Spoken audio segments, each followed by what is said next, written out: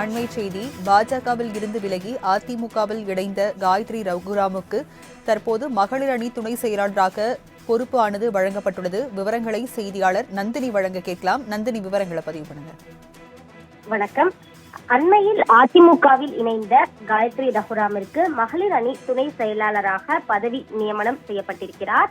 இதற்கான அதிகாரப்பூர்வ அறிவிப்பு அதிமுக பொதுச் செயலாளர் எடப்பாடி பழனிசாமி தரப்பில் வெளியிடப்பட்டிருக்கிறது.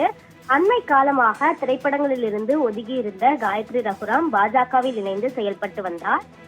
அந்த கட்சிக்காக தேர்தல் பரப்புரைகளில் ஈடுபட்டதுடன் மேடைகளில் திமுக மற்றும் அதன் கூட்டணி கட்சிகளை கடுமையாக தாக்கி பேசினார்.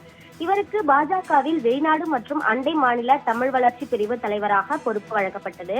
ஆனால் பாஜக மாநில தலைவர் அண்ணாமலையுடன் ஏற்பட்ட கருத்து வேறுபாடு காரணமாக கட்சிக்கு எதிராக செயல்பட்டதாக கூறப்பட்டது.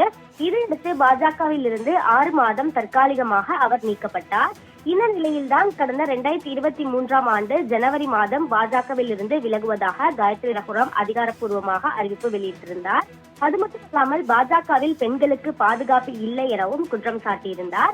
அதன் தொடர்ச்சியாக தான் ஓராண்டாக அரசியலில் இருந்து ஒதுங்கியிருந்த காயத்ரி ரகுராம் கடந்த மாதம் அதிமுக பொதுச் செயலாளர் எடப்பாடி பழனிசாமியை பசுமை வழிச்சாலையில் இருக்கக்கூடிய அவரது இல்லத்தில் சந்தித்து தன்னை அதிமுகவில் இணைத்துக் கொண்டார். மேலும் தனது குடும்பத்தினர் தொன்று தொட்டு அதிமுகவில் இருந்து வந்ததாக கூறிய அவர் அதிமுகவில் தன்னிலை விளக்கமும் அளித்திருந்தார். அது மட்டுமல்லாமல் தற்போது அவருக்கு மகளிர் அணி துணை செயலாளராக பதவி என்பது வழங்கப்பட்டிருக்கிறது. இதற்கான அதிகாரப்பூர்வ அறிவிப்பு என்பது தற்போது வெளியாகியிருக்கிறது.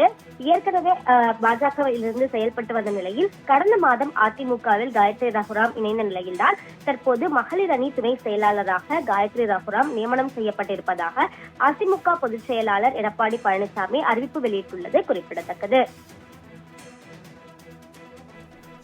விவரங்களுக்கு நன்றி நந்தினி.